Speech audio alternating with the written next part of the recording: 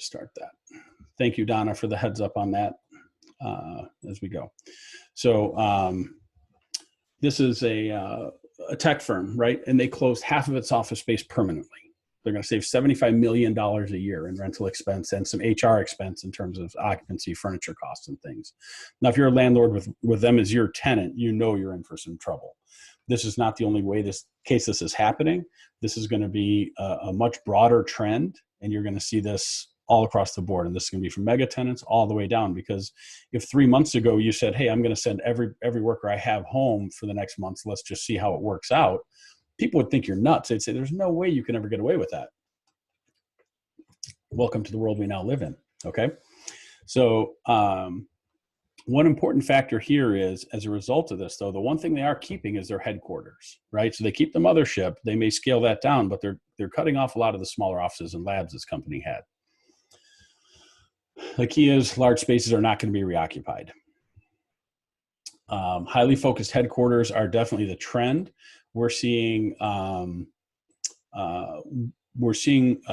space planners come back and say, hey, how many more people can we put into the same footprint or in less footprint? So it's interesting seeing how the headquarter facilities will be rewritten.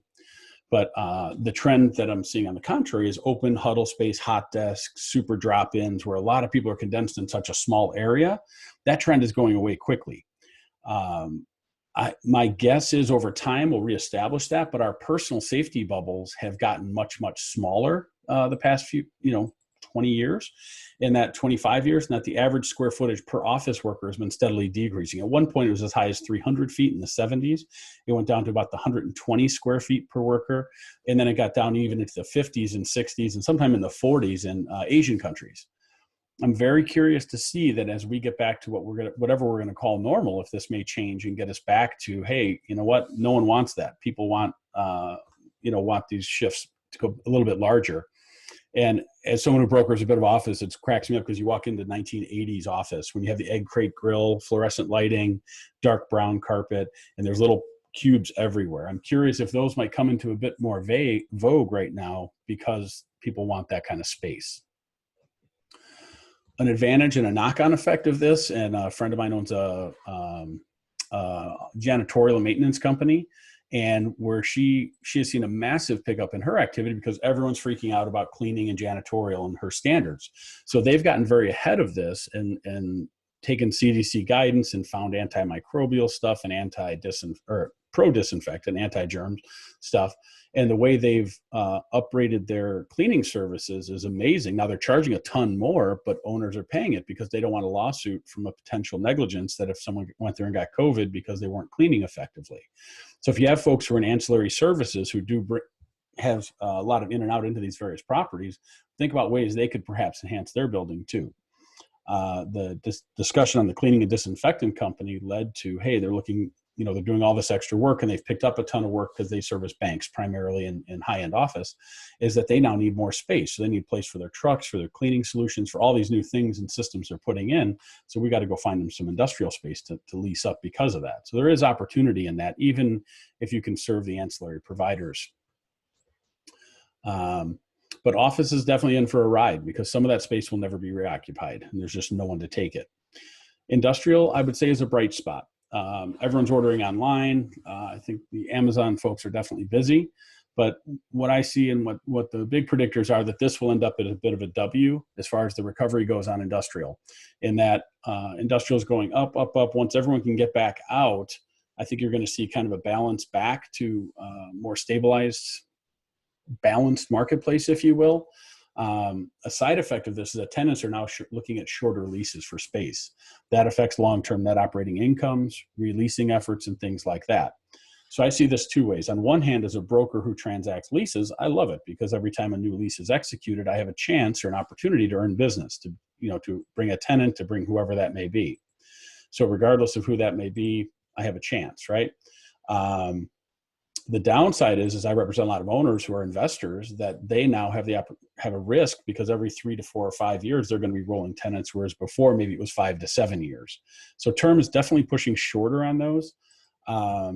And the other trend in industrial is that there's a bifurcation in our marketplace. Big box industrial, and I mean 100,000 foot plus stuff. fulfillment centers, Amazon things, stuff like that is insane right now. It's going crazy because we're a consumer nation. We consume far more than we produce. So what's happening is our production has been offshore. We need places to put stuff we want to buy. So they build big high cube facilities and stuff them full of stuff. As long as people keep spending at this rate, we'll do fine. But that, I think, is going to come to a bit of a painful correction, which is why we're looking at that W. On the small stuff, hyper small is doing really well. That in between, that 5 to 50,000 foot industrial owner is really at the greatest risk, because those are the folks who will evaporate, unfortunately, and leave them kind of holding the bag. Manufacturing is coming back, but it's lagging in terms of our facility. The quality of the facilities generally doesn't match those that they've built in foreign countries. So there's definitely some ramp up time for that to happen. There's talk of the COVID vaccine, for example, that if they're going to try to manufacture that and all of our vaccines back in domestic production, that would be a massive effort for pharma and things like that, but it would take years and years to implement. But I have to tell you, the one bright spot in the industrial market, and this is one of my favorite types of buildings in the world, are the small little flex incubator / industrial buildings. So if you want to see one of the sort of golden places to go to industrial, if you have folks who are looking at multifamily and can't find what they're looking for, small flex industrial may be something to consider as far as an opportunity in the marketplace.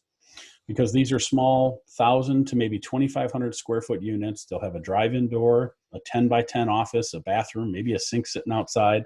And they are your plumbers, electricians, tile guys, small local service folks who will, hyper local in terms of their service, and they're servicing the local community. A lot of car guys can't afford to keep their car in their driveway anymore for whatever political, marital, or whatever factors. They'll bring them out there and use those spaces, and those are constantly underserved and in demand. Additionally, a lot of the building stock that they're building new, the efficiencies of building means it's much easier to build a 200,000 foot building than a 20,000 foot building, especially one that has so many drive-in doors in such a small space.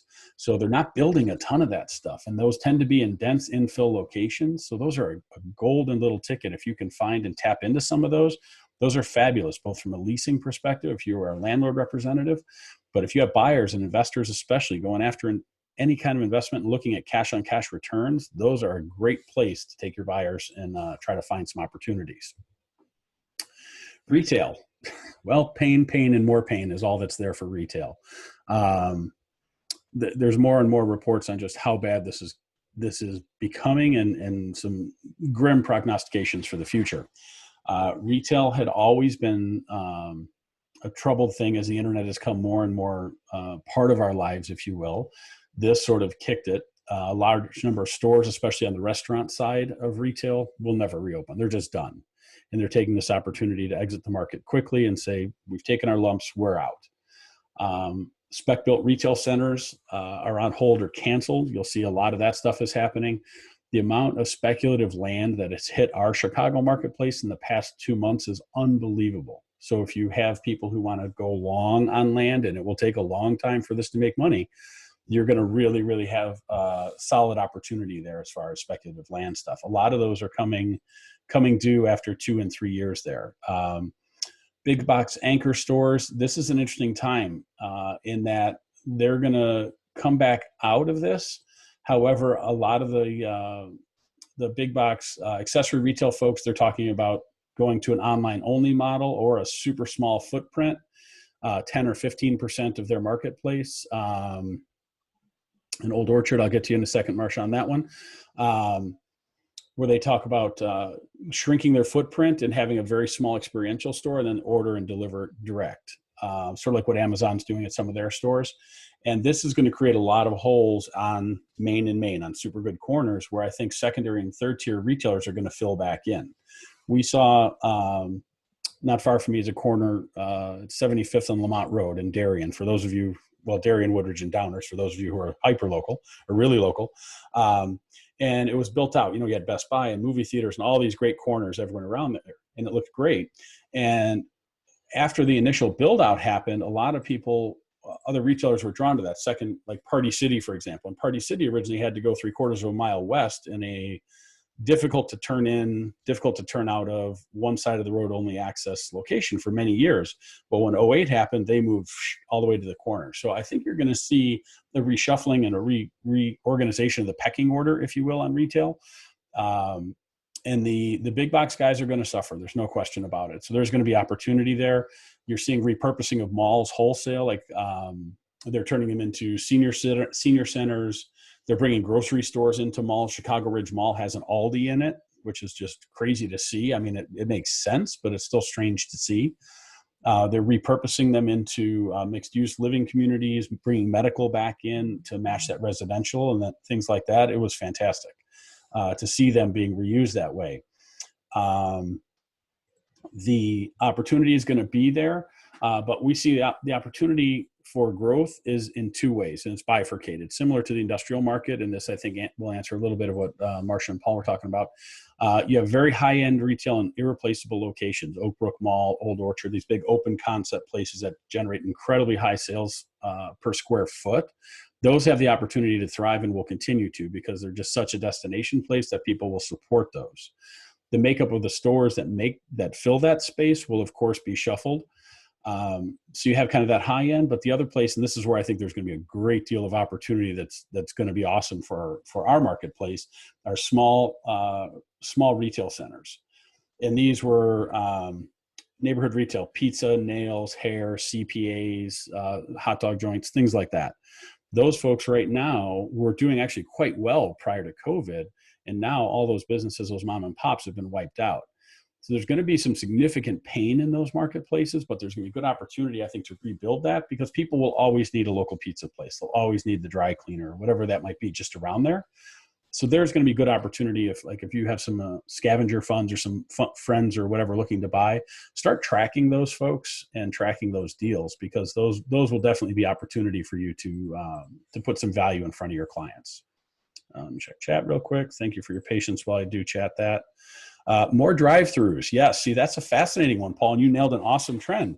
I've got about 6,000 feet of retail space for lease right now on an end cap, and all of my inquiries in the past 45 days or so have all said, hey, can we put a drive-through? Can we put a drive-through?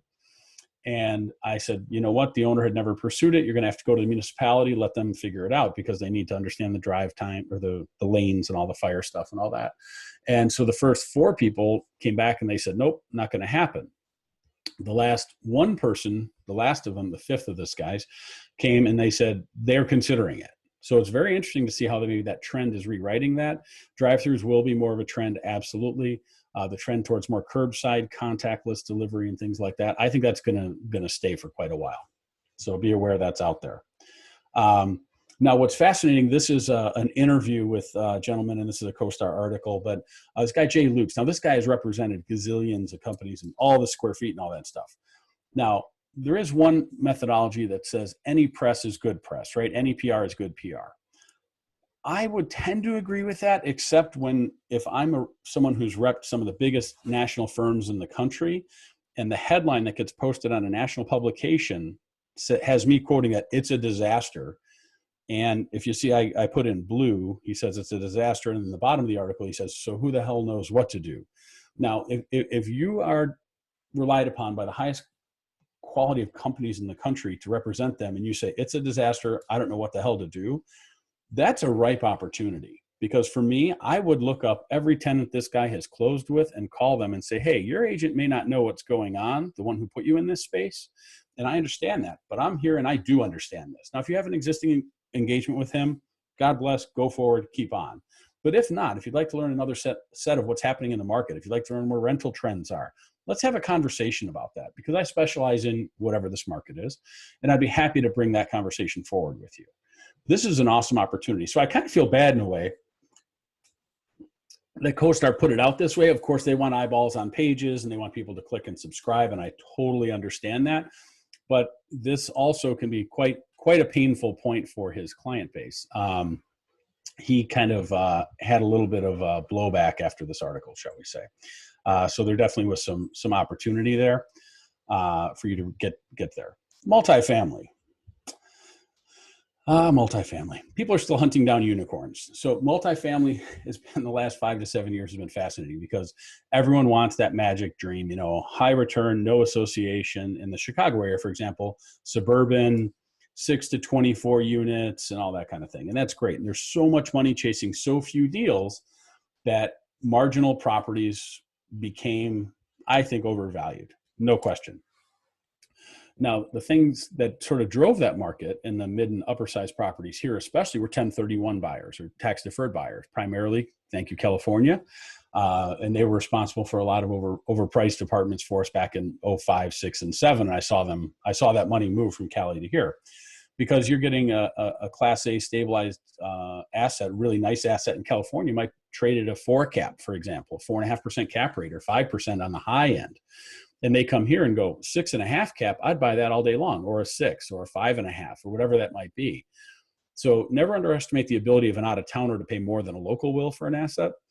And in apartments, this has kind of happened. So when this happened at a high level, then your mid buyers also went, well, hey, if he got that for that, I need to get this for this. And there's so much money chasing it that unfortunately, I think the fundamentals were missed a little bit. And I have a couple graphs to sort of show you a little bit of that. Here's something we haven't said for years. Rents are falling, concessions are growing. So now you have overpriced asset with falling rent. Let's work forward.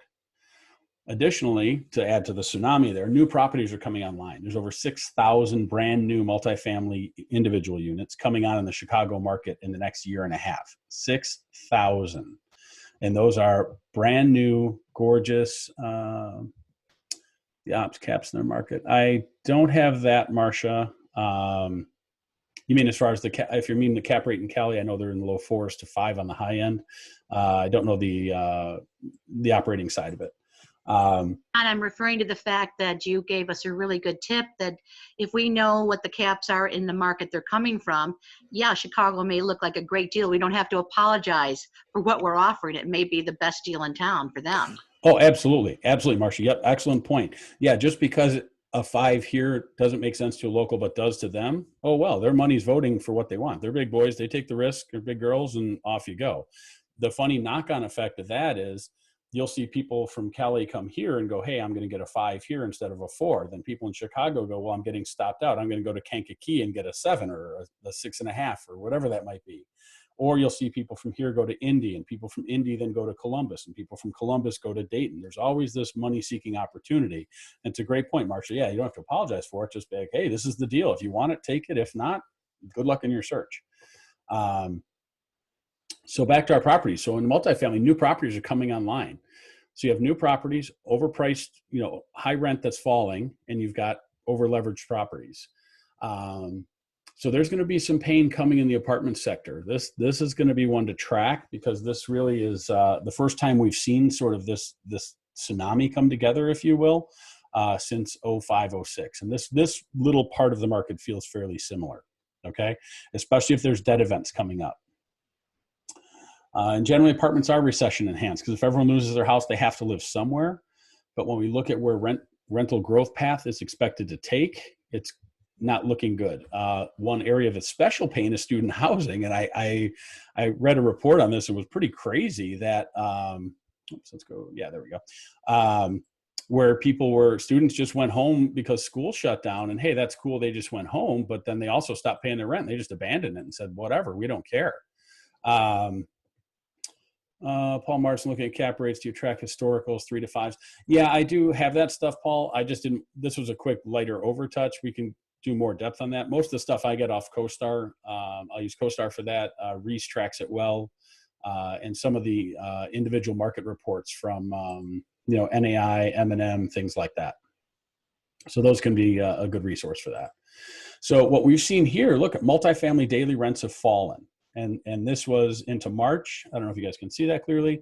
And the April one is out, and that's continuing right back down. So that's the first time we've seen that kind of significant fall off in quite a while. And you go, okay, maybe it's a blip. Well, the rental forecast is a little grim for the next multiple years in multifamily. So if you look at commercial assets, most commercial assets carry a 5-year balloon mortgage. Now, even if it's a 10-year, it may reset in 5.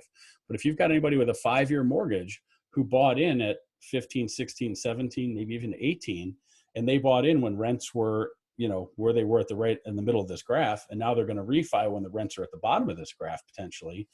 You've got a lender looking at it going, hey, look, that's great. We were at 80% loan to value here, but with our reduced net operating income, you have paid some debt off, but we're still only at, 86% loan to value. So Mr. and Mrs. Seller, you might need to bring $100,000 to the table for us to refi this.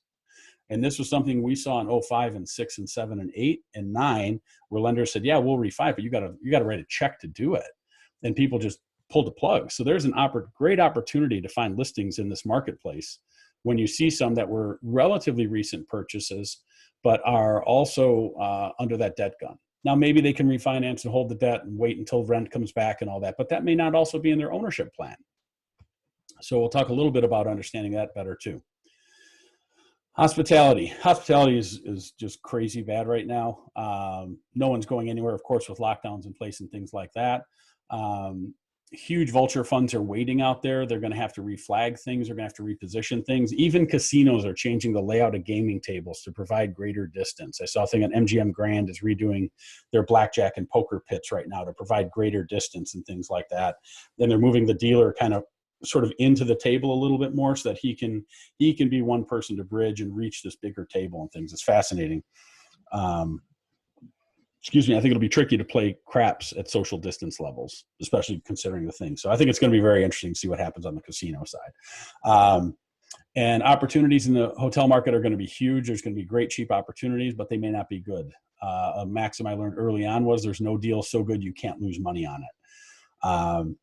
But hotels, old school B and C grade hotels are going to struggle immensely. I think the flags that they carry are also revising their standards for care and sanitization and things like that. But there's billions of dollars waiting to get to hospitality. I saw the report I saw last week had Miami up at like 5.7% or 5.8% hotel occupancy across the Miami area. And all of South Florida is under 10%. So you simply can't survive that. I mean, it's just not sustainable. I mean, a week, 2 weeks, okay, now you're into month 2. And if tomorrow someone waved a magic wand and we could all go free as much as we wanted, I don't know how many people are suddenly going to have the desire to flock into a highly condensed space and stay in a hotel and go to Disney and all that stuff. So it's really going to be interesting to see how hotels come back from this, but there's definitely opportunity there. So as an agent, to me, feels kind of like this. And this is what 08 felt like to me. There's no question. It was like getting thrown out of the plane and not knowing what was going on. Okay. So does it feel like 2008 to anybody else? Now, I know there's a few of you who have been on here long in the industry quite a while, but in many regards, I don't think it's close. And here's why. And this is where I see a cautious optimism, and which after analysis became a really enthusiastic optimism. This is a horrible tragedy, so I don't mean this in any bad way towards any of that. But from a commercial real estate perspective right now, this is the best recession or best correction, whatever you want to call it, we've ever had, because the opportunity is here to actually transact and bring value to people. So there's really cool opportunity in this, but you have to be considerate and be good at your job to do so. The most important thing is the debt that's underpinning most of our assets is nowhere near as risky as it was in 08. I mean, if any of you knew, or saw the articles about these, McDonald's workers getting $800,000 mortgages and negatively amortizing loans and things like that. That didn't happen in our current levels. We're having an income problem, not a debt problem. Net equity is at the highest level in 40 years. Now that is based on pre-COVID levels of value, but even with some correction there, we still are at a reasonable equity position, much better than we were prior. There also are not nearly as many stacked debts or debt cross collaborations or cross collateralizations that happened. And I mean, I remember back in the day, everyone had a system, and the system was you buy a property, you leverage that, you get another property stacked on that debt, and you get another one stacked on that debt and that debt. And then when the music stops anywhere, the whole house of cards collapses. It's sort of like the movie The Big Short. If any of you have seen that, you understand how risky those debt profiles can be. So that's not really where we're at right now, which is great. Interest rates are insanely low. And that's great, but if you can't get the money, who cares? And this is one massive factor, is that banks are lending. They want to put money out in the street right now. If anyone had a buyer in 09 or 10 and they weren't significantly heavy on down payment, good luck getting that financed. It just was not going to happen. The opposite is true today. We closed a deal, got to be 3 weeks ago now, an SBA deal. And there are sort of two components to the debt. You have the bank carries part of it, and then the federal government carries the other part of it. By the time we calculated, their blended rate on the debt was like 3.34%. A chunk of it was fixed for 10 years, and another chunk was fixed for 20-year debt. And these folks walked into a building putting 10% down on the asset, and they ended up buying this building more cheaper than they could have ever rented it. So there's incredible opportunity because debt is available, and they want to get lending happening. Is there pain? Yes, but there's never been time to prove your value as a commercial realtor as there is today. So be aware that's out there. So let's talk about creating mind share. We'll shift. So that's sort of market update. Okay, that's sort of like the landscape. Now let's say, okay, regardless of the landscape, how do you create mind share? How do you get into the minds of your people and start transacting? So we'll start with sort of existing clients, then we'll talk about prospecting, and then some final thoughts on kind of where we go and how we can move our businesses forward. So is it a snow day, spring break, summer vacation? This was a fun one because I think when this started, everyone's like, oh, cool, this is awesome. I'll just go home and hang out for a couple of days and we'll Lysol everything and we'll all be fine. And then it turned into spring break, and all of a sudden summer vacation started in March. And there's people who are just camping, who are just taking off from their business right now going, well, we can't do anything anyway. Now, some of the states that are on here, I understand real estate is pretty well locked down. I know, for example, in Ireland, it's non-essential. So they cannot transact right now. The whole country has a pause button put on it. So I understand if that's the case. In Illinois, we are deemed essential. A lot of things can happen. We cannot show tenant-occupied property, and that's both residential and commercial. So that's a significant hurdle if you work in the investment world. But what I'll tell you is the agents who believe that's the case are going to have the opportunity to extend their vacation as long as they'd want, right? This gives us the opportunity who are here, who are trying to move our businesses forward, a great opportunity because they're not taking care of their clients. And if they don't, we have the opportunity too. So you look at leaning into your database and expanding it. This is the time to do that. All the things you've put off now, I'm married and my wife says, here's a list of things you promised that when you have time you would do.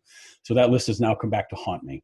What I'll tell you is that can happen to you too in your business. You're like, oh, I'll figure out a CRM later. When I have time, I'll figure this out later. I'll call them when I have time.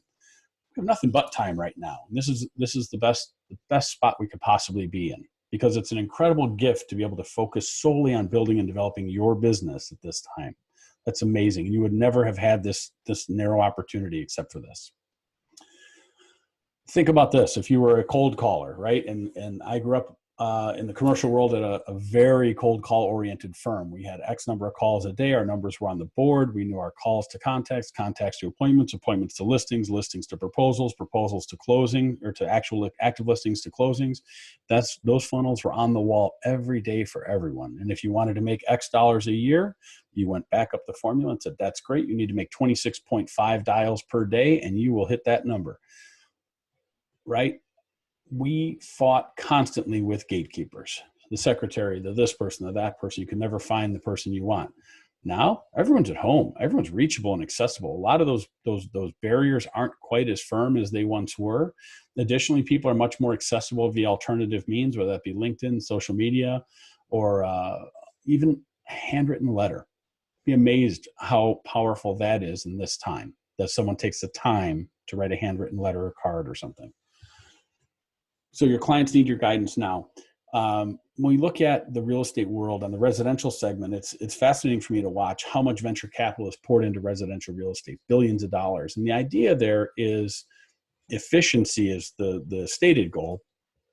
But at the end of the day, the goal at some point is going to be to remove or reduce our ability to affect the transaction and to replace it with whatever company who has come in and said they're the best thing since sliced bread in real estate. Will do. So we're looking to be disintermediated from our own careers. There's no question about that. We are looking to be displaced by tech companies. That's absolutely why they're there. The fascinating thing is, in many ways, they've accomplished some of those goals. So if you look at 05, geez, talk about back in the day, pre-MLS online. Some of you may remember there were MLS books, which looked like a phone book, and you would meet with a realtor, sit there and go, okay, do you like that house? Flip, do you like that house? All right, let me see if it's available. If it is, we'll work it out. And realtors controlled the listing data. And that was a huge component to your value, was that if you want to buy a house, you have to go to a realtor because they're the only ones who know what's for sale. Regardless of your feelings on NAR, sellingrealtor.com and IDX and all that stuff, this is not political. It happened. It's done. The horse is far gone out of the barn. So that's our world. So clients often have as much or more market information, they believe, than we do as realtors because they have transparency due to that data. Now, on the commercial side, the residential or the consumer has almost no visibility deeper than seeing a sign out in front of something or perhaps finding a listing on LoopNet, whether that's real, accurate, or active, who knows? So they rely on us more than ever to translate the market to them. And that's our job. We have to bring that marketplace to our clients and add clarity. The confused mind does not buy is one of the oldest maxims in real estate. And I can tell you in commercial, it's so hard to really come to a formative decision because people know what they want, but they can't satisfy themselves in many cases that they're finding exactly what they need. So you have to try to balance those out. And that's our job to do that. So being in front of your clients is a key. I mean, don't lead like, hey, in terms of business, it's a disaster. That's not the way to lead your clients. It's not the way to come from value. So how do you create this? The way I've done it and the way this has worked incredibly flawlessly for me is making your care calls. And a care call is simply calling your clients and letting them know you care about them. That's it. Don't talk about real estate. Don't talk about anything else. The phrase they say is reach out without any sniff of self-interest. And that is, it's a difficult call for us because when we're uncomfortable in a situation, we tend to go to our rotes, our ritual, which is, oh yeah, the market's up 26% and we had 22 closings and I'm the best agent since whenever. Yeah, you don't care. Doesn't matter. That's not why you're calling them. You're calling to reach them as a human and say, hey, I'm struggling right now. I'm sure you're struggling right now. Can we interact as humans on this call? If you don't know what to say, stick to the Ford script. I'm not selling Fords. I should get a royalty every time I pitch this. The Ford call is a very classic model for how to manage a phone call that talks nothing about you and everything about the client. So let's talk about this, right? Ford, family occupation, recreation, and dreams.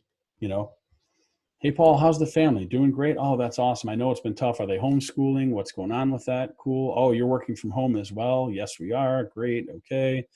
I know you guys usually plan to go to Disney in the fall. Is that still on or not? On to recreation and dreams, right? And then, you know, you're talking about retiring in 5 years. I mean, that's it. The whole conversation's about them. And it's about where they're moving forward. Okay. Now, I would say be prepared about the deal points that you're talking to them, but don't bring them up. Okay. Let that person bring it up.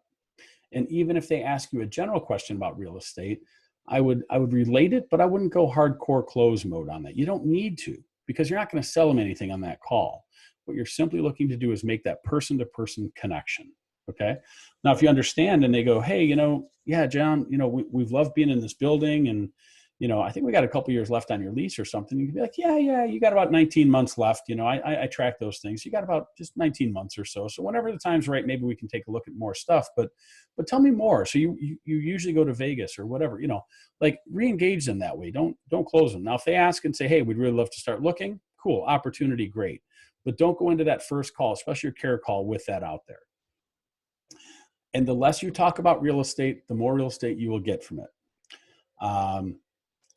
It is the strangest thing because I didn't understand this when I first got into real estate, but I can tell you, the more you focus on making money in real estate, the less making money in real estate you end up doing. The more you focus on serving your client, the money finds you.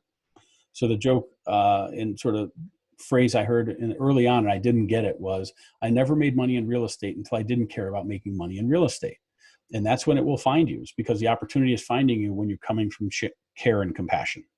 So those care calls are huge. You should have already made about 2 months worth. If you haven't, start now. I can tell you some of your competitors already are, and they're probably calling your clients. There is no client so good they won't shop you, by the way. Let me throw that one out there. So you don't count on them being your clients because you don't own the client. Now, coming from value, right? You don't have to know everything, but be the source of the source. If you look at the information we shared today anecdotally about the different marketplaces, I don't have a crystal ball and I don't have a whole research department personally that did all of that homework for me. I was able to leverage other people's data and information for this while crediting them, of course. So be the source of the source. I threw a couple scripts in here about how you can very quickly on your second or third call with them, get into data and get into information and get into, hey, how do we turn this knowledge of this market into a transaction? Okay. So you can get into early termination stuff. Part two is Now, this is a cool source to source. This is a great one, and it's all why you're all here, right? We're sharing information. So I heard and have compiled a bunch of information. I'm disseminating that out to you guys. You all have the opportunity now to take this information or take whatever information is pertinent to your local market, reshare that with your clients in a direct manner, whether that be one-on-one on a Zoom, whether that be in a Facebook post, whether that be going Facebook Live, whether that be holding some kind of online seminar, whether that be holding rent relief discussion, whatever that might be, whatever you can bring value to your clients. This is an awesome way to do that. Especially, here's the key, tagging it back to the value of their asset, their ownership cost, whatever their pain point would be financially for them, tie this information back to it and help them understand how that can help solve that. Like number 2, hey, we saw this amazing webinar. There's 3 things there that are going to affect the value of your property. Can we talk about that a little bit? And it's a very different conversation than going, hey, do you want to buy or sell today? That transactional call, that's 1950. It's done. It's not going to work. Okay. Number 3, we threw like retail, for example, lease reviews. This one is one of the most golden calls. It is so awesome because you can call anybody who leases anything and offer a free lease review. Look it over, abstract it on one page. If you don't know how to do it, you can Google how to abstract lease. More importantly, you can contact all the commercial attorneys you work with and say, hey, you know what? I want to reach out and start doing some complimentary lease reviews to see if we can work out some of our tenants who are in troubled situations. Would you like to share with me how you abstract this? And then you'll be the attorney I would refer them to for any of this workout work. Amazing way to grow your database, leverage your team, assemble a good group of practitioners around you who also understand what you're doing, whether that be legal or lending or whatever that might be, and move your business forward. Those rent reviews are golden right now because people don't know what to do with this. Okay. Most importantly, and this is a fascinating one, and I'm very curious to see how this plays out, is that if any of you in the leasing world have signed any big leases with national tenants, for example, you'll get a 60, 80, 100-page lease. Mom and pops will do the 2-page office Zoom, or what's the thing? Legal Zoom 2-page office space lease from 1950, right? On those bigger leases, what's fascinating is a lot of these tenants put in a provision about force majeure and some other things and said, well, if there's a hurricane, a tornado, a flood, any major disruption of this space due to an act of God, then the tenant is not responsible for paying rent. Well, we're in the middle of a pandemic. The world's kind of going crazy right now. So tenants are starting to invoke this. There is going to be lawsuits over whether this is an act of God or not, because this virus may have been man-made. So the question is this an act of God or not? I'm not pontificating. I'm not saying if it is or it isn't, but those phrases in the leases can make a huge difference in their operation. Additionally, if spaces are made uninhabitable due to whatever reason, an act of God or something, over a certain period, tenants may be able to void their lease. 90 days is not an uncommon provision. So if you see your locked in place order, if you're non-essential for 90 days, your tenant may have a very good right to go, hey, look, I've been out of business for 90 days due to governmental order. It's uninhabitable. I need out. And you can maybe help them not only get out of that lease, but then find somewhere else to bring their business to. So there's opportunities here with these scripts through your existing clients. Okay. Hold on. Someone threw a chat up there. You see opportunities with new subletting. And this is, that's Paul, you nailed it, because one of the things one of the bullets, I think it's down a few more, is absolutely learn and understand what your subletting provisions are in your leases. These are going to become critical for both landlords and tenants. Subleasing is always tough because not everyone wants to be inside of a box, if you will, because you have the first tenant's lease framing your terms, then you have your sublet tenant, and then the owner's over here. So they can be tough, but there will absolutely be huge subletting opportunity. I think in a lot of cases, if they're smaller tenants, the owners in most cases realize if the business folded and they're gone, what are they going to do? I mean, how are they really going to hold them to anything? So I think what we're going to see is a lot of those tenants will just disappear, and the owner will just take the space back, clean it up, and throw it back on the market conventionally. I hate to see that happen, only because I think, if you made an agreement, you should honor it and support the landlord. But there's definitely some pain there. Absolutely. So it's a great catch there, Paul, is understanding subletting well. Absolutely. So let's go to prospecting new clients. So how do you then, so we talked about, okay, you're growing your existing sphere, you're growing your database, you're in touch with them, you're making your calls. That's great. But you know what? No business survives on the same number of clients forever, because people are going to fade out, wave out, just go away. So you need to be adding people to your database all the time. So let's talk about how you can reach into some of those new folks.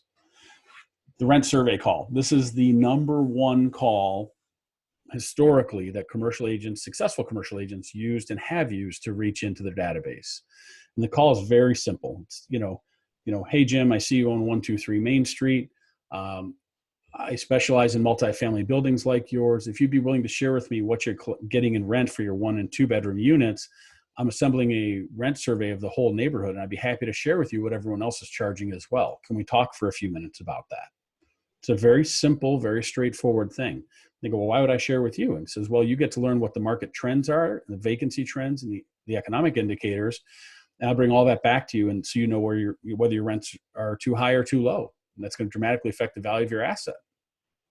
That simple, basic come from contribution call is an awesome one to start making right now. Because what you can do is also throw in a little bit of an interest generator and say, hey, Jim, we're seeing rents falling in a lot of places, and I'm curious to see, where you're at on rents. And what do you mean they're falling? Well, I'm compiling a rent survey of all the buildings in the neighborhood, and I'd be happy to share it with you if you wouldn't mind sharing with me where your current rents are set at. Now, this is cool because you're giving him, every neighbor is nosy, right? There's no such thing as a non-nosy neighbor. If you see open houses, the story is, of course, 10 people come, 5 of them are probably nosy neighbors, right? Well, maybe not in today's pandemic world, but prior to this. So everyone wants to know what the other folks are doing, but they don't want to tell their neighbor, hey, I'm getting 850. What are you getting? So this is a way for you to anonymize the data and to say, okay, cool. I'm not going to share address by address. What I'll tell you is the average for 2 bedrooms is this, the average for 3 bedrooms is this, or whatever that might be. Make a simple Excel sheet. I'll throw an example up in the PowerPoint here. That rent survey is such an awesome way to build a relationship with new clients. And whether that's on retail, office, industrial, multifamily, everyone wants to know what they're doing. Okay. That's a super awesome one. Another way to find new clients, find mortgages and ownership time, because I want to look and see when are mortgages resetting and who are long-term owners in my area. There's so many cool data tools now. We belong to MRED, which is our local MLS. We use a tool called Remine, which is fabulous for this because you can pull up neighborhoods and say, show me everyone with a mortgage rate over 6%, or show me everyone who's owned this particular property, these properties for over 1 year, 3 years, 5 years, 10 years. So what you can do is do some cool overlays and say, hey, cool, I have either longtime owners, those are folks with equity, or people with a high interest rate who may benefit from refinancing. I can then go, hey, look, if they had a high mortgage rate, the reason they have a high mortgage rate is because they did their mortgages 3 and 4 years ago when mortgage rates were in the 6s and 7s for some commercial properties. They may have a debt event coming up and be ready to list that property. They're going, hey, you know what? I don't want to refi. I'm just done. I want to be out of this because rents are falling, because your rent survey, they know. And now, they have a debt event coming, right? And rather than deal with any of that or potentially write a check to refinance, they're just going to sell. So this is a really cool way to build and assemble sort of a database of your own on when the debt is coming, where the rents are, and what's happening. Lease expirations. Now, these are clients who don't know they're your clients yet. I love lease expirations. The NAR stat, and this is residentially focused, but I'm guessing the metrics aren't all that far off from commercial. Over 75% of people said, yeah, I like them. They're a good agent. I'd use them again. 13% of people do. That is entirely the fault of the agent, primarily, not entirely, right? Some people, other things. But that is our fault. So if you look at this, client abandonment is a huge issue. In commercial, it's even more an issue because people go, whoop, done, okay, I'm out, see you. And in some cases, you may go through an entire transaction and never actually meet all of the decision makers. That they may have a space planner, an architect, the CFO, the CEO, the da-da-da-da. And all those stakeholders may have bought in on this deal. So some of them may not even know who you are, to be very honest. But this is a great opportunity for you to go in, to look and say, hey, when are leases coming up in my area, and how can I get in front of those people preemptively? And this is just a fabulous way to reach into to create and know your database. And that's one thing. If you're in the residential marketplace right now, pre-COVID again as well, the NAR stat I think was 9.8 years is the amount of average time Americans are staying in a home. It's roughly 9.8 years. It used to be 7 years, right? But at 9.8 years, so if I sell you a home today, I collect a fee. I'm waiting 9.8 years, statistically, for you to transact again. So I need to be in relationship with you for 10 years, sending you, Christmas cards and recipes and coffee cakes or whatever I'm doing to stay in engagement with you over 10 years. Now I may get repeat and referral business, friends, family, outside. Hey, my cousin wants to buy a house. Okay, cool. Great. I get that. If you're a small office or industrial user, multifamily owner, and let's start focus on the lease side. So if you're a small office or industrial user and I put you in a couple thousand square feet of space on a 3-year lease, I know 3 years and a day from the moment you sign that lease, there's a transaction that's going to happen, whether you're going to go up, down, or sideways, meaning you're going to stay and extend, you're going to expand your business, or you're going to contract it. Either way, my probability of closing with you again and finding a way to bring value to you and be compensated for this value is 3 years out instead of 9.8 out. I like playing those 3-year odds as opposed to 9-year odds, right? So this gives you an awesome opportunity to also pick up those clients who've been abandoned. Meaning, if you were a landlord representative, for example, and someone brought you a tenant and XYZ, brokerage brought them, put them on a 3-year deal and off they go. A year in, I'm calling that tenant going, hey, you know what? I was a landlord rep. We're thrilled to have you in the building. How's everything going? Great. Thanks so much for being a great tenant here at Main Street. We look forward to keeping you for 2 more years. Thanks. A year later, go, hey, you have a year left on your lease. And by the way, for your lease provisions, you have to let the landlord know within X days if you're going to extend or not extend your space. I just want to make you aware of it because I always kind of track this stuff just to make sure all the tenants we work with know where we're at. Oh, wow, I didn't know that. We are thinking of expanding. Oh, really? Darn, right? No, not at all. This is what you make this opportunity for, okay? So you've got a great, great chance to get there. Circle prospecting. Residential folks kill us, commercial people on this. And I know sometimes commercial people bristle when you tell them residential folks do things better, but circle prospecting, residential folks are awesome because they understand that there's a very high probability that someone who's here or wants to live here lives within a very close distance of that or knows someone who does. And that second component is key to that. So especially like in the retail world, for example, when I talked about how many people are going to be backfilling, upfilling, moving to new superior locations because of this, absolutely, this is a critical time where I won't say shoe leather because it's not like you're going to go walk a neighborhood or walk a set of retail centers, but Googling and finding those owners of those businesses who are similar in footprint or even a little smaller than what you are now, the space you have is a great opportunity to find those folks. So, circle prospect, whether that be by drive time, whether that be by distance. You can use RPR to do trade area reports and understand what kind of businesses should go in there. More importantly, and this is an awesome tag question that I'll give you, is you can always say to them, hey, you know what? That's great. I understand this may not be the space for you. Do you know any other businesses or business owners who may want to move into our neighborhood or our marketplace or this space? You can tag them because they go, hey, my buddy was thinking of starting a business. You can find so much easy business off the side that way, and now you have a referral out of it. So if you think about that scenario, you have a tenant who was brought to you by an outside broker. You now have taken over that tenant as a client. They then can refer you to other people as well. So now in a matter of that same 3-year window, you're at multiple transactions. You got a referral out of it. And when they do move out of that space, because you're really good at relationships, that landlord's going to pay you to fill that space back up again. So that's the kind of opportunity that you have to look into the marketplace and get. Okay.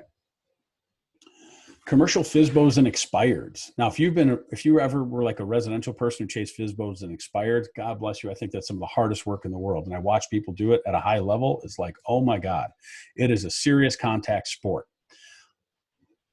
Here's a little secret. It exists in the commercial world and it is awesome. And it is so much easier. The phrase I use is the second mouse gets the cheese. I love when I see those portals that allow owner inputted listings like CoStar LoopNet, I should say, allows anybody to stick their listing in there. They don't care if you're an owner, a broker, the manager. They don't even know if it's real. They don't verify. They don't do anything like our MLSs do. So on one hand, I don't like it because it dilutes the quality of the data. Absolutely. So you really have to be careful, but you have to know your market to know if something just doesn't line up correctly. I didn't have time to grab the screenshot, but there's a property that was listed just near me yesterday or the day before, and it was listed by owner, and it's about a 3,600 square foot space. They're charging $3,600 a month, and he put the sales price as $3,600, and this is a 50-something thousand foot building that they're leasing a chunk of. So he put the whole building for sale for $3,600, and it's all jacked up. But that's just an awesome opportunity to reach out to him and say, hey, you know what? I'm a broker. I see you have the space. Let me try and help you out here a little bit. What are you trying to accomplish? And if he rejects you, fine, go at it yourself. You're great. 30, 60, 90 days out. Do you think anyone's really going to buy the thing? No, they're not. So there's a great opportunity to be the second mouse in and get the cheese, right? I'll show you a couple ways to find that data, because knowing that it exists is one thing, but accurately finding it is another, right? So let's go right down our list here. The rent survey. So this is a case where call, find the number of units, 1-bedroom, 2-bedroom rents, find your average, median, and income. A very simple Excel spreadsheet. You don't even give addresses or anything. What I'm going to encourage you to do when you're doing this, you also bring along an APOD, right? And have this discussion, annual property operating data. This is going to give you a much deeper look and say, hey, you know, outside of your rent, I see your property taxes are about $8,200. Does that seem about right? Which you know is right because you've researched it. Cool. How are your expenses like? Well, what do you mean? Because you're having this conversation. They're going to give you the information. If they don't, fine. But in most cases, you can get a full breakdown of economic snapshot of where the building is that day. What does that mean for you? What that means for you is if you understand what they paid for it, if you understand what their current income is, you understand what the current expenses are, and as a consummate real estate professional, you understand what the marketplace is doing, you can give them a very accurate value of where their asset is right now. So now you have the ability to create market analysis or positioning analysis based simply on the data that they've given you. So there's a huge, powerful second set of touches you can do once you've done the rent survey. I talked a little bit about Remine and sort of finding, say, ownership time. So this is everything that's 15 to 20 years or 20 years or more that's been owned. This is just east of me in Willowbrook. So I can see where longtime owners are holding on to certain assets. I can also overlay debt, approximate equity value, and things like that in there. That's much more effective in calculating the equity levels on residential properties. But for ownership time and for mortgage, Remine is awesome. And that's REMINE. I don't get paid, by the way, to pitch any of these deals to you. It's just data tools that I know work. So the big daddy of them all, of course, is CoStar. And CoStar is expensive. It's several grand a year. But for me and my marketplace, it's critical to success. Absolutely critical to success.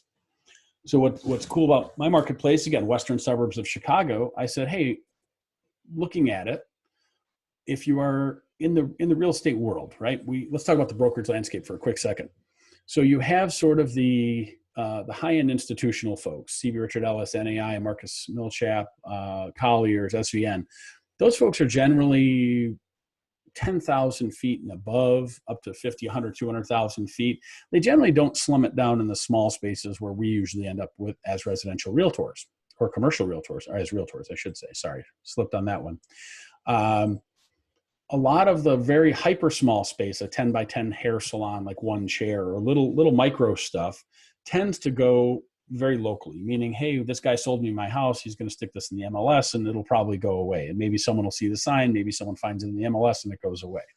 So in between those two is an airspace where really we have the ability to flourish as commercial practitioners and as commercial realtors, because we have access to the MLS. We can market that way. But if we have the proper data tools, CoStar, LoopNet, et cetera, we can also market up, and we can transact and expose them to two sets of markets that they can only ever reach one of if they go with a limited service provider.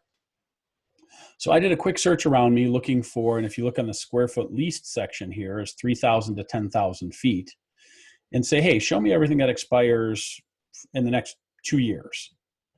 Now, there's 272 leases just around me that expire. Now, that in itself is a database. I have my existing clients. I have my rent survey folks. These are my lease expiration folks.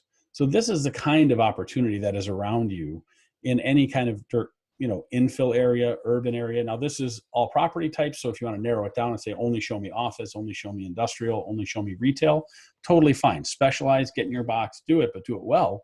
But there's such an opportunity here with lease expirations coming up that if you're not watching it, you need to be doing it, because there's a ton of money to be made here. On the second one, and this is a cool thing, and again, unfortunately, this is a CoStar deal, but so you have to pay to play in this regard. but they also allow me to do a search, draw a rectangle or a paradigm or a county or city, whatever way I want. I can then look at what kind of spaces were withdrawn from the marketplace, who pulled their space off the market and why. So I know that, hey, this building had a major reshuffle. They took 20 something thousand feet off. Now, maybe they leased the space. Maybe they're done with their broker going, hey, you know what? We don't want XYZ. We need someone else to come in here and work this deal. And someone's going to bring value and exposure. This is a great opportunity for you to get in and chase some of those. So if you are hardcore and you want to go after, withdrawals or FSBOs, this is an opportunity for you to do that. There also is, and it's a little more advanced than I could get into today, unfortunately, but there are also ways to export large chunks of data and understand whether the owner is doing the leasing or whether an outside company is, and then line those up for your for sale by owner calls as well. So there's some really cool things you can do with data that way. And don't forget, I always love this, when you see the white paper sign in the window that, it's sort of a white sign stuck to the inside with sort of heavy shoe polish, space for lease, call Bob, and, has a phone number typed underneath it or written underneath it in this fancy paint. Those are awesome opportunities. And don't be blind to those as you're driving around. A lot of your agents are either afraid to make the call, or else if it's the bigger institutional folks, they may not go down to service that client effectively, but that gives you a great, great opportunity to be in front of them and to bring value to them. Okay. And so let's look at this. I went to our residential MLS. Well, technically it's our everything MLS, but to our MLS anyway. And here I looked and said, hey, show me everything around me that closed, any leases that were done in the last X years, I think 2 years, that were all done 2 years ago to 4 years ago. So I know that generally lease terms in my marketplace are 3 to 5 years for office tenants. So this is a great database, existing tenants that I can go, okay, cool. Let me call through all of these folks and say, hey, how are you doing? How's your lease going? What's happening? I'd be happy to work with you. Be happy to work with you if this space doesn't fit for you.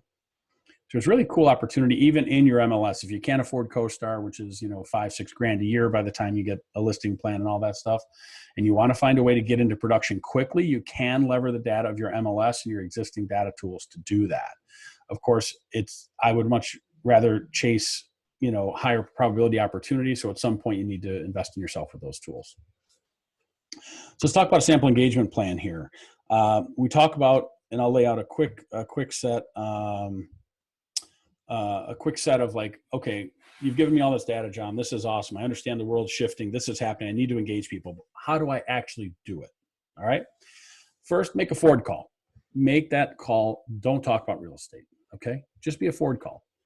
Your second call or contact would be a marketplace or business call. That would be the scripts I've given you. Hey, I just learned this great thing about how this is affecting value. Or, hey, we do free lease review, whatever that might be. We can talk about subleasing provisions. Whatever that might be, find a way to work through some forward stuff, but now introduce business. Now, touch 3, you're sharing information and relate it to them because you've touched them and said, hey, you know what? I've got this upcoming call next week on that. Would you be interested in me sharing that information with you? Yeah, I'd love to. Okay, cool. So now you're at touch 3, sharing your critical information, but more importantly, making it actionable. We as realtors love to share information. The key we rarely do is make it actionable. Because you have to think about windshield wipers, right? Feature benefit. It is as old school as it gets. But unless you bring a benefit to the feature you're bringing them, who cares? It doesn't matter how many angels dance on the head of a pin unless they're buying angels or want to know that data. It doesn't matter. So how does this directly relate to you? And the phrase that we always come back to is what this means for you is, or how this affects your value is. So unless you have those tie phrases and bring those things back to them, they're not going to see you as relevant. Follow-up call and seek greater relevance. Hey, Jim, I know I shared those slides with you last week. We talked at length about that. What are your thoughts on how that affects the value of your asset?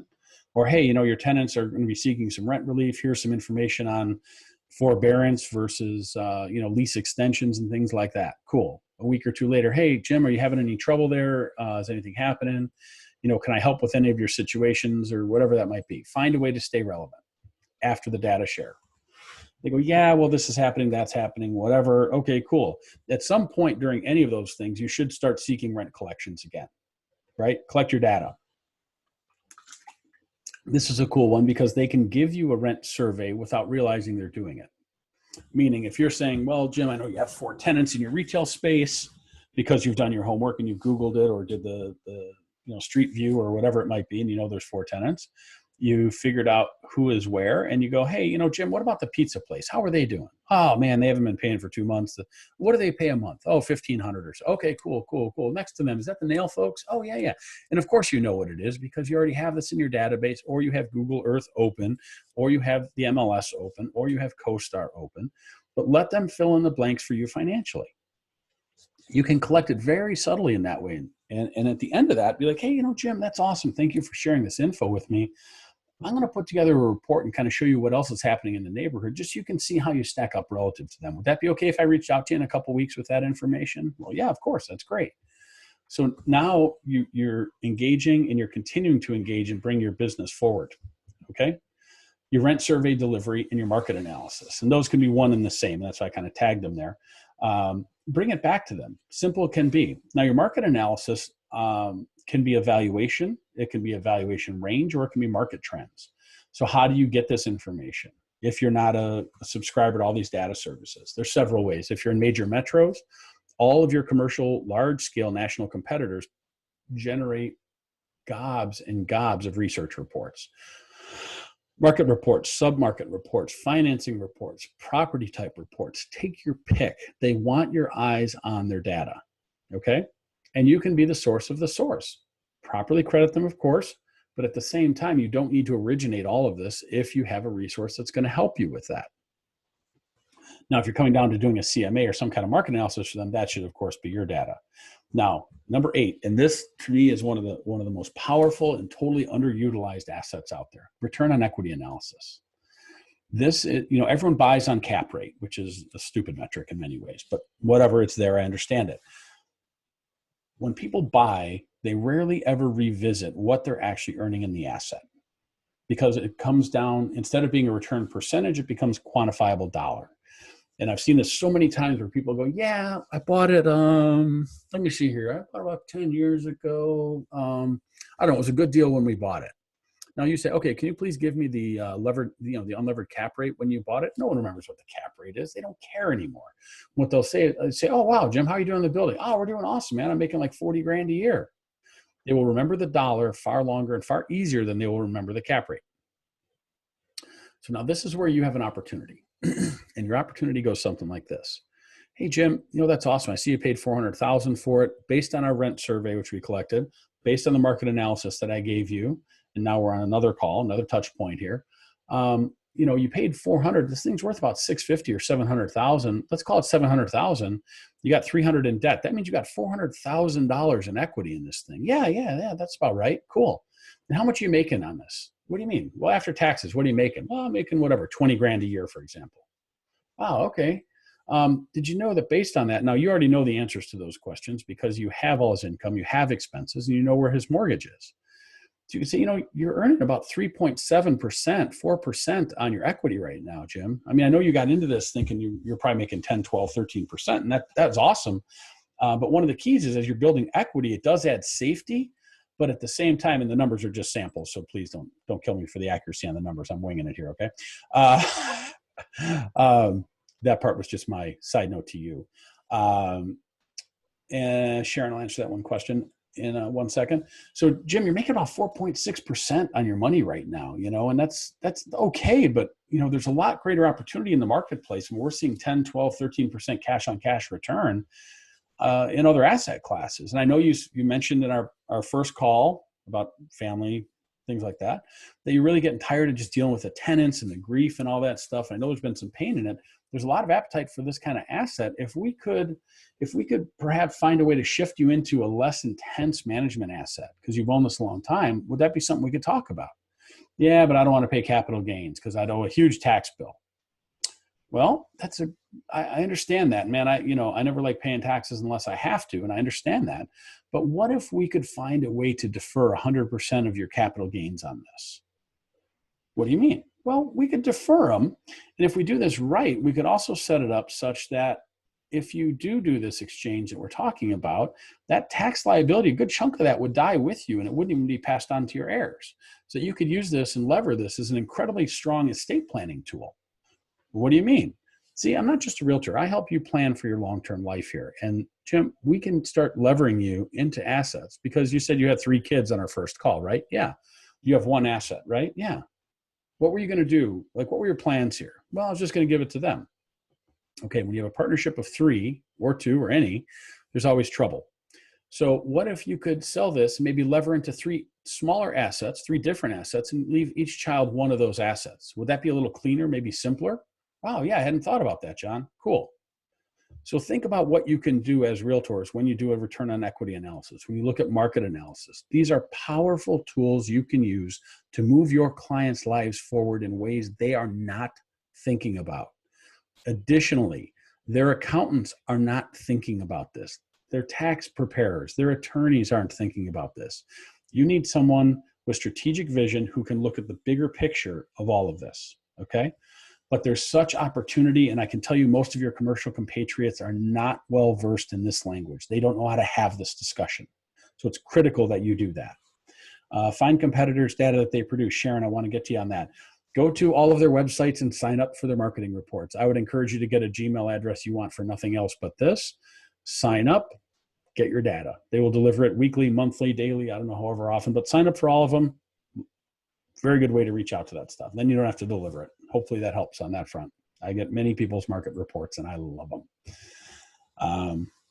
And then at the end of your engagement plan, go back to your forward call and start again. And I mean, over those 9 touches, and that's easily 6 months of touch right there. 3 months, 6 months. So you're talking about relatively high touch, but without necessarily being in their spot all day. Some people, like, you have like the Buffini system and stuff where they tell you to pop by people's houses. I'm curious to see how he redoes that for COVID and drop off stuff and all that. This is much more business oriented and much more distance oriented. So it works in a COVID environment. Okay. Let's talk about some final thoughts. If anyone is interested in the slide deck, if you want to just go in the chat, I know it's going to blow up the chat, but if you want to throw your email address in the chat, I'm happy to email this to you. Let's wrap up a few things. So CRMs, the best one is the one you're going to use. If you don't have a CRM, you are out of business. There's no question. Hand scribbling stuff on notes and all that, that's great on the way in, but for a long-term sustainable business, build your CRM. Use it, use it. This is the time you lever your team, attorneys, everybody else out there, right? You need the best research tools. You're going to have to invest in yourself at some point, unfortunately. That comes at a cost, and it stinks, but you got to do what you got to do. The way I look at this, though, also is this COVID has given me a great opportunity, right? So I had like Sirius XM for my car. I have Napster. My kids have Pandora, and then I'm looking also at Google Music. So we're at potentially 4 paid streaming music services for one house of 4 people, and we don't drive anywhere. So I'm like, Sirius, done. This is done. So find ways to tighten your own belt personally to help you through this time, because anything you save here, you can redeposit and reallocate to yourself. Another interesting thing that I learned early on was really when I get a fee, that goes 3 places, right? Today, tomorrow, and yesterday. Yesterday's pays the bills I've already accrued. Today keeps me going. Tomorrow is, hey, a future. If you want to succeed in this industry, you need to build a financial engine, if you will. You need to build a passive income generator that's a money machine. It's going to spit out money to you, because you can't always count on one more transaction and one more transaction and one more transaction. The saddest tragedy to me, and I see this all the time, is that brokers die broke. And I hate to see that stuff. A great way also that if you work in a residential office and you're a commercial practitioner, the referral lead base inside your office is huge right now. If you're reaching out to those folks going at an office meeting, whether it be Zoom, virtually, in person, whatever that's going to be, you can say, hey, look, you know what? My commercial team focuses on helping people who work and affect their decision makers at their companies about real estate, commercial real estate. So you can come to them from value and say, hey, look, if any of you are working in mid to high end homes, the people who buy and sell those homes either own or have a voice in what happens with the real estate that their company uses. We have a whole asset team who can help you with abstracting your lease, doing a lease workout, finding more efficient space, finding safer space, whatever that might be. And marketing those residential agents in your offices can be an awesome way to add a whole nother revenue stream to your business that you may be overlooking right now. Okay. What I will also tell you is, and someone mentioned, like with lease contractions and with retail and so much extra space and with office having so much extra space, what I will tell you is listings are going to be easier than ever to get, meaning you will be able to list more property than I think you've been able to do for years, because everyone will be hoping that you have the magic silver bullet, that you're the one who can bring them that magic tenant. And you may or may not be that person. But if it's not probable, I would tend to focus on really probable listings. Is it possible you have the magic bullet? Maybe, but is it probable? Maybe, maybe not. Only you can answer that. Because what'll happen is you're going to see so much space hit the market in the next year that you could have your sign everywhere. The funny thing you'll find, though, is after a little while, if you have your sign on a listing and you bought the listing and, you know, the owner said, hey, I want $20 a square foot for this space. And you know, because you do rent surveys, the market should be 14 a foot. They're going, yeah, you know what? 20 is just nuts. And they go, yeah, but it's that way or else you're not getting the listing. And you go, okay, I'll take it. And you put this beautiful pointer sign up and the whole world sees, hey, John has this great listing. After a few months, when that sign starts to fade, and by the next year, when yellow, white, red turns to sun-baked yellow, that sign proves what I can't do, which is lease space. So be aware the message you're sending to the brokerage community when you do take that kind of listing, because who's even going to engage you if you're that far off from reality? Who's going to engage you? Are they going to go, well, you know what? If they're at 20 and I know it's at 14 and I need some tenant improvement dollars, how far is this person actually going to come? Are they really going to do this? So they'll just bypass the space altogether. So listings will be easier than ever, but just be very, very aware of the listings you're taking. I always say to invest in yourself. And this is kind of, if I have a final sort of passion point here, would be this. As agents, and I mentioned it earlier, we die broke, right? There's no question we do. Real estate brokers are not the best at this, financial planning and things. So if you think about our marketplace, right, as a commercial broker, we operate at a commission advantage over our clients. If I buy the same house or property that my client buys and I can roll my fee into ownership, my basis is lower in the property, right? I paid less for it. Simple as that. I have market knowledge and market insights, especially in the commercial world, that are not readily available to the consumer, that the normal human just can't see unless they're an expert in this marketplace. I can operate and lease it at a commission advantage to my competitors and my general public. I can sell it at a commission advantage with inside market information, inside market knowledge to the general public. I can sell and defer 100% of my capital gains taxes indefinitely, and that liability, that tax liability that I accrue through my whole life, dies with me. It does not pass to my heirs, right? Additionally, we as realtors have tax treatment that no other profession in the United States has. We have no limit on our passive losses. There's so many cool things we have that literally no other profession has. And for us not to take advantage of that is just simply heartbreaking to me, because that's sort of the definition of insider trading on one hand. If you look at it, if we worked in the securities environment, we would pretty well go to jail for what we do, because you can't work it that way in the investment world. This is enshrined. This isn't illegal. There's nothing wrong with it. These are the rules by which people who build wealth, not make money, I'm talking build wealth in real estate, they utilize every one of these advantages and maximize them. You all have that opportunity. You have an absolutely unprecedented opportunity in the next 3 to 5 years to dramatically expand your position as an agent, but also your personal wealth. I encourage you from the bottom of my heart to take advantage of every single one of those opportunities that you can. This is sort of the end of my formal presentation, if you will. This is my soapbox off now. I appreciate everyone being here. If you, I see a whole bunch of stuff popped up here. We'll stop screen sharing here. And let's get over to Chatville. I see emails are popping in. Boom, boom, boom. Paul, thank you. Glad everyone is good there.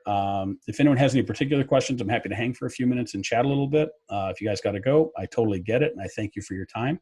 Hopefully you found it interesting and engaging in that regard, but we'll hang back for a second and see if there's any more questions. And you can actually unmute yourself if you want to just ask out of chat too. That's fine. We can have a discussion. I get tired of my own voice after a while. John, can you hear me? I can, James. Yes, go ahead. when will you be sending out the PowerPoint slides? And by the way, great presentation. Wonderful. Great information. Thank you. Thank you. James, where are you at out of curiosity? I'd love to learn more. I'm currently now in Tampa. I reside in Chicago, but I have a second home in Tampa. Awesome. All right. Well, if there's a place to be quarantined, I think you picked the right one. Between there and here. I'll work on sending them out later today. I'm going to save the chat and then I'll send them out to everybody. It'll just be a simple PowerPoint. And I did record the audio from it. I'm not sure if it got all of the slides, but I started about 7 minutes in or 8 minutes in because I forgot to record all of it. Sorry, Donna Wilson, for that one. But we certainly would have some fun there and send it out. Let's see. Charlotte's here. Why does that look familiar? Oh, Bethany's here. Cool. Wow, we got some cool people in here. Okay. Hi to everyone I didn't get to say hi to because we've got a ton of places represented here. So I'm glad to see that. Older format for 2003. I can try to do that. Sure. I'll save it that way. I mean, it's a very simple, word friendly. It's not a lot of video or graphics in it. So yeah, I'd be happy to do that. Hey, John. Oh yeah. Hey, Tanya, how are you? Go ahead. I'm doing good. I just wanted to say thank you again. These are always so great. As a new agent, I always have a nice to-do list and some direction on where to go. So a lot of great information. And as far as this PowerPoint, would you mind dropping it in our KWC Infinity? Oh, sure. Page? Yeah, I'll throw it in the shared drive. Yeah, absolutely. Yeah. Okay, perfect. Yeah, I'll pop it there. Thank you. And I managed to get through, I think, almost all the presentation, and I still didn't mention the brokerage I work for, which is one of my targets. So are there any other questions or anything else I can do for anybody else? Sorry, bump the gain there. No, I think we're good. Okay, cool. I thank you, everybody, for your time. I think we're right at 2:28, so I'm about 2 minutes early. My target was an hour and a half, so I think this has worked out well. I appreciate your time, as I've said before. I wish you all a great day and much success in the future. And please let me know if there's anything I can do to help or support you. I'm happy to. Bina, thank you. Appreciate it. Hopefully that's a high five. And I'll high five you back to the camera, and away we go. Thanks, everybody. Bye now.